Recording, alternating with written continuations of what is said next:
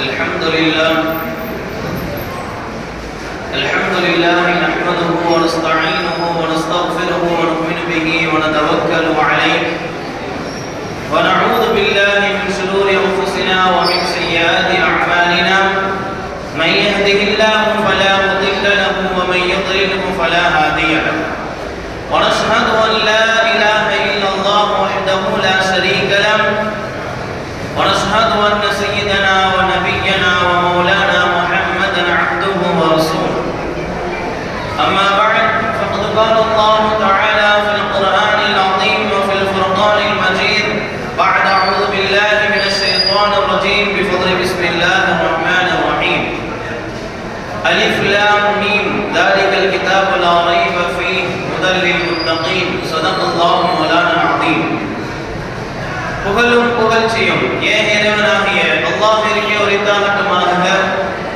அவனுடைய சலாமும் சமாதானமும் கண்மணி நாயகம் ரசூலுல்லாஹி ஸல்லல்லாஹு அலைஹி வஸல்லம் அன்னவர்களின் மீதும் அன்னவர்களின் அடிச்சுவற்றினை பின்பற்றி வாழ்ந்து மறைந்த உத்தம சத்திய சஹாபாக்கள், தாபிஈன்கள், தபஅ-தாபிஈன்கள், நாதாக்கள், ஷுஹதாக்கள், சாலிஹீன்கள் இன்னும் நம் அனைவர் மீதும் என்றென்றும் நின்று நிலவட்டுமாக.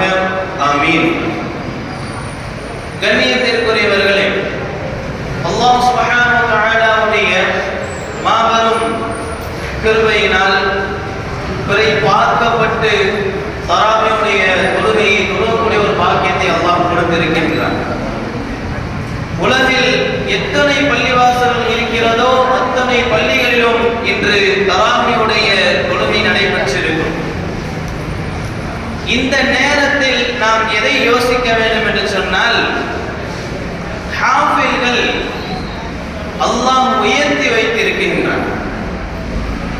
ஏன் எதற்காக என்பதை நாம் கொஞ்சம் சிந்தித்து பார்த்தால், இந்த ஹாஃபில் என்பது மனனம் செய்பவர், மனனம் செய்தவர். இதற்கு அர்த்தம் எதை மனனம் செய்தவர்? குர்ஆனை. குர்ஆன் எதை கொண்டு உள்ளது? அல்லாஹ்வுடைய பேச்சை கொண்டு உள்ளது. அல்லாஹ்வுடைய பேச்சை கொண்டு உள்ளது. நாம் அல்லாஹ்விடத்தில் பேச வேண்டும் என்று சொன்னால் தொழுங்கள். அல்லாஹ் நம்மிடத்தில் பேச வேண்டும் என்று சொன்னால் குர்ஆனை ஓதுங்கள் என்று சொல்வார்கள். அல்லாஹ் நம்மிடத்தில் பேசுகிறான் என்று சொன்னால் நாம் குர்ஆனை ஓதும் பொழுது மட்டும்தான் அல்லாஹ் நம்மிடத்தில் பேசுகிறான். குர்ஆனுடைய ஒவ்வொரு வசனமும் இந்த உலக மக்களுக்கு படிப்பினையாகத்தான் இருக்கிறது. இன்று ஓதப்பட்ட சூராவில் சூரா அல்-பக்ரா முதலாவது வசனம் அலிஃப் லாம் மீம் ذَلِكَ الْكِتَابُ لَا رَيْبَ فِيهِ هُدًى لِّلْمُتَّقِينَ. இது அல்லாஹ்வுடைய வேதம். லா ரைப ஃபீ, இதில் எந்த ஒரு சந்தேகமும் கிடையாது, எந்த விதமான சந்தேகமும் கிடையாது.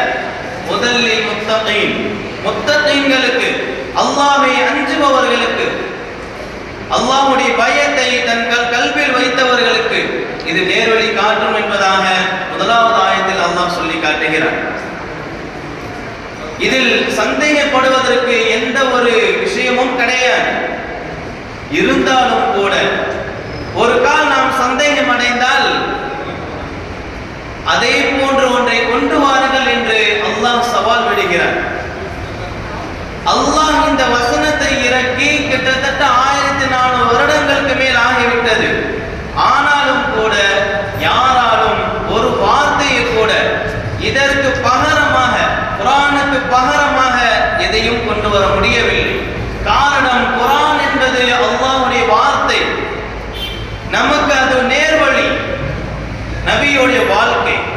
குர்ஆன் என்பது அல்லாஹ்வுடைய வார்த்தை, நபியின் வாழ்க்கை நமக்கு நேர்வழி. அதை யாரும் மாற்றிவிட முடியாது. இன்று ஓதப்பட்ட வசனத்தில் அல்லாஹ் சொல்லுகிறான், வஇன் குன்தும் ஃபீ ரைபின் மிம்மா நஸ்ஸல்னா அலா அபதினா. நாம் நபி அவருக்கு இறக்கிய அந்த திருக்குர்ஆனை, அந்த வேதத்தை நீங்கள் சந்தேகம் அடைந்தால் மின் மித்லிஹி வதுஉ ஷுஹதாக்கும் மின் தூனில்லாஹ் இன் குன்தும் சாதிகீன். அந்த சந்தேகத்தில் நீங்கள் உண்மையாளராக இருந்தால், நீங்கள் அல்லாஹ்வை தவிர்த்து உண்மையானவர்களை நீங்கள் என்ன செய்யுங்கள்? கொண்டு வாருங்கள். அவர்களை அழைத்து இது போன்ற ஒரு ஆயத்தை, அத்தியாயத்தை நீங்கள் கொண்டு வாருங்கள் என்று அல்லாஹ் சவால் விடுகிறார். இந்த ஒரு வசனத்தில் மட்டுமா என்று கேட்டால் பல வசனத்தில் அல்லாஹ் சொல்கிறான். இன்னொரு இடத்தில் அல்லாஹ் சொல்லக்கூடிய வார்த்தை அம் யகூலூன இஃப்தரா, அவர்கள் சொல்கிறார்கள். திருக்குர்ஆன் நபி அவர்கள் மக்களிடத்தில் சொல்லும் பொழுது அம் யகூலூன இஃப்தரா, அவர் கற்பனை செய்து சொல்கிறார், பொய்யான கற்பனை செய்து சொல்கிறார் என்று சொல்கிறார்கள். உல் நபியே நீங்கள் அவர்களுக்கு சொல்லுங்கள், ஃபஅதூ பிசூரத்தின் மித்லிஹி வதுஊ மன் இஸ்ததஅதும் மின் தூனில்லாஹ் இன் குன்தும் ஸாதிகீன். அல்லாஹ்வை தவிர்த்து சாத்தியமானவர்களை அழைத்துக் கொண்டு நீங்கள் இதிலிருந்து இதை போன்று ஒரு அத்தியாயத்தை நீங்கள் எடுத்துக்கொண்டு வாருங்கள் என்று இன்னொரு இடத்தில் அல்லாஹ் சவால் விடுகிறார்.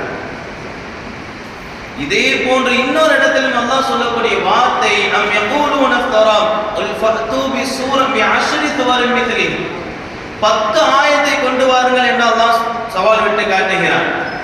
முதலில் அல்லாஹ் 10 ஆயத்தை சொல்கிறான், அல்லது ஒரே ஒரு ஆயத்தையாவது நீங்கள் கொண்டு வாருங்கள். அதை கொண்டு வாருங்கள் என்பதாக சவால் விட்டது மட்டுமல்ல, அதை கொண்டு வர முடியாது என்பதையும் அல்லாஹ் சொல்லி காட்டுகிறான். கொண்டு வாருங்கள் சொல்றது மட்டும் கிடையாது, அதை கொண்டு வர முடியாது. குர்ஆனை போன்ற ஒரு ஆயத்தையோ ஒரு வேதத்தையோ நீங்கள் அல்லாஹ்விற்கு முன்பதாக இந்த குர்ஆனுக்கு உதாரணமாக நீங்கள் எந்த ஒரு ஆயத்தையும் எந்த ஒரு வார்த்தையும் காட்டிவிட முடியாது. அல்லாஹ் சவால் விடுகிறான், கொண்டு வர முடியாது என்று. அல்லாஹ் சொல்லி காட்டுகிறான், குல்ல இன்ஜிதமஅத்தில் இன்சு வல் ஜின்னு அலா அன் யஅதூ பிமித்லி ஹாதல் குர்ஆன் லா யஅதூன பிமித்லிஹி வலவ் கான பஅதுஹும் லிபஅதின் ظهீரா. இந்த உலகத்தில் அல்லாஹ் சுப்ஹானஹு வ தஆலா மனிதர்களையும் ஜின்களையும் வெவ்வேறாகத்தான் படைத்திருக்கிறான். ஆனால் இந்த ஆயத்தில் என்ன சொல்கிறான் என்று சொன்னால், மனிதர்களும் ஜின்களும் ஒன்று சேர்ந்து அவர்களில் சிலருக்கு உதவி புரிந்தாலும் இந்த குர்ஆன் போன்ற ஒரு வேதத்தை வந்துவிட முடியாது.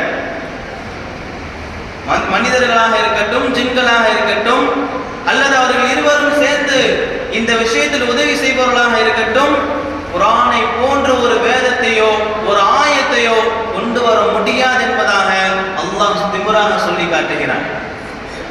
காரணம், இது அல்லாஹ்வுடைய பேச்சு, அல்லாஹ்வுடைய கலாம். இதை யாராலும் எந்த ஒரு விதத்திலும் பொய்யாக்க முடியாது. அல்லாஹ் அதைத்தான் சொல்கிறான், லா ரைப ஃபீ, இந்த வேதம் எந்த ஒரு சந்தேகத்துக்குரியதாக கிடையாது. அப்படி ஒரு கால் நீங்கள் சந்தேகம் அடைந்தால் அதை போன்று ஒன்றை கொண்டு வாருங்கள், அதை போன்ற ஒரு அத்தியாயத்தை நீங்கள் கொண்டு வாருங்கள் என்று அல்லாஹ் சுப்ஹானஹு வ தஆலா சவால் விட்டு காட்டுகிறான். காரணம், அல்லாஹ்வுடைய வேதம் அது. அந்த வேதத்தை தன் மனதில் சுமந்தவர்கள், அந்த வேதம் முழுக்க தன் நெஞ்சில் சுமந்தவர்கள், தன் நெஞ்சில் குடியிருக்க வைத்தவர்கள் ஹாஃபில்கள். அவர்களுக்காக வேண்டி பல சிறப்புகள் அல்லாஹ் சொல்லி காட்டுகிறான். நாமும் பல பயான்களில் சொல்லி இருக்கிறோம். அல்லாஹ் அவருடைய பெற்றோருக்கு கிரீடத்தை கொடுப்பான். நாளை மறுமையில் அவர் பெற்றோர்களுக்கு, நாளை மறுமையில் எல்லா மக்களும் நிர்வாணமாக இருக்கும் பொழுது அவருடைய பெற்றோர்களுக்கு மட்டும் என்ன செய்வான், சிறந்த ஒரு ஆடையை கொடுப்பான். காரணம், அவருடைய குழந்தைகளை ஹாஃபிலாக ஆக்கியதற்காக வேண்டி. இது மட்டுமல்ல, இதுவெல்லாம் சின்ன சின்ன சிறப்பு தான்.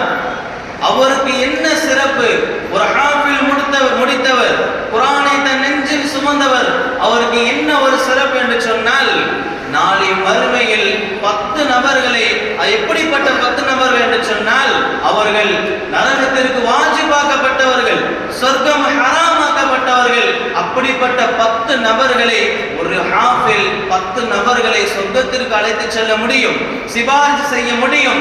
அந்த ஆற்றல், அந்த சிறப்பு, அந்த அந்தஸ்து ஒரு ஹாஃபிலுக்கு மட்டும் தான் இருக்கிறது, ஒரு ஆலிமுக்கு மட்டும் தான் இருக்கிறது. வேறு யாருக்கும் அல்லாஹ் இந்த சிறப்பை கொடுக்கவில்லை. நபி ஸல்லல்லாஹு அலைஹி வஸல்லம் அவர்கள் சிபாரிசு செய்வார்கள். ஹதீஸ்களில் வந்திருக்கிறது, குர்ஆன் நமக்கு சிபாரிசு செய்யும். அல் குர்ஆன் ஹுஜ்ஜத்துல் லக வ அலைக. குர்ஆனை நாம் எப்படி வைத்திருக்கிறோமோ, எப்படி பாதுகாக்கிறோமோ, அதே போன்று நாளை மறுமையில் நம் இடத்தில் இருக்கும். இந்த உலகத்திலும் சரி, குர்ஆன் சிபாரிசு செய்யும். அதன் பிறகு ஒரு மனிதர் சிபாரிசு செய்கிறார் என்று சொன்னால் அது சுமந்த ஒரு ஹாஃபில் மட்டும்தான். இந்த குர்ஆனிற்கு ஏன் சிறப்பு? ஏன் என்று சொன்னால் இது அல்லாஹ்வுடைய பேச்சு என்பதற்காக வேண்டிதான். இந்த குர்ஆனை பார்த்து கேட்டு ஆராய்ச்சி செய்தவர்கள் முஸ்லிமாக ஆனார்கள். இஸ்லாத்திற்கு முன்னால் அந்த குர்ஆனை ஆராய்ச்சி செய்கிறார்கள், பார்க்கிறார்கள், கேட்கிறார்கள், இஸ்லாத்திற்குள் வருகிறார்கள். அல்லாஹ் சுப்ஹானஹு வ தஆலா இந்த வேதத்தை இறக்கிய அந்த நாட்களில், அந்த காலகட்டத்தில் அரபிகளிடத்தில் கவிதைகள் கொடிகட்டி பறந்த காலம் அது. கஅபாவில் தொங்கவிடப்படுகின்ற ஒவ்வொரு கவிதைக்கும் தனி புகழ் இருந்தது, தனி வல்லமை, தனி சிறப்பு இருந்தது. கஅபாவில் தொங்கவிடப்படுகின்ற ஒவ்வொரு கவிதைக்கும் லபீத் என்ற ஒரு மனிதர், மிகவும் சிறந்த ஒரு கவிஞர், சிந்தனையாளர், ஆனால் காஃபிர், இஸ்லாத்திற்கு வரவில்லை. அவர் அந்த கஅபாவில் தான் எழுதிய ஒரு கவிதையை தொங்கவிட்டு இருந்தார். இதை முஸ்லிமான ஒரு நபர் அந்த கவிதையை பார்த்துவிட்டு அதன் அருகிலேயே குர்ஆனில் இருந்து ஒரு சூறாவை, ஒரு அத்தியாயத்தை எடுத்து தொங்கவிட்டார். அதற்கு அருகிலேயே தபீத் என்ற அந்த மனிதர் அதை பார்க்கிறார்கள். அதில் என்ன எழுதப்பட்டிருக்கிறது? அது அல்லாஹ்வுடைய வசனம், இறை வசனம். அதை ஓதுகிறார்கள், அதை படிக்கிறார்கள். அதை சாதாரண முறையில் படிக்கும் பொழுதே ஒரு வித மாறுதலுக்கு ஆளாகிறார்கள். அதை முழுவதும் படித்துவிட்டு அந்த லபீத் என்ற மனிதர் சொன்னார், இது மனிதனுடைய வார்த்தை அல்ல, இது இறை வசனம். இது மனிதனுடைய வார்த்தையாக ஒருபோதும் இருக்காது. இது ஒன்லி ஒன், அல்லாஹ்வுடைய இறை வசனம் மட்டும்தான் என்று சொல்லி அந்த குர்ஆனை ஏற்றுக்கொள்கிறார்கள், இஸ்லாத்திற்கு வருகிறார்கள்.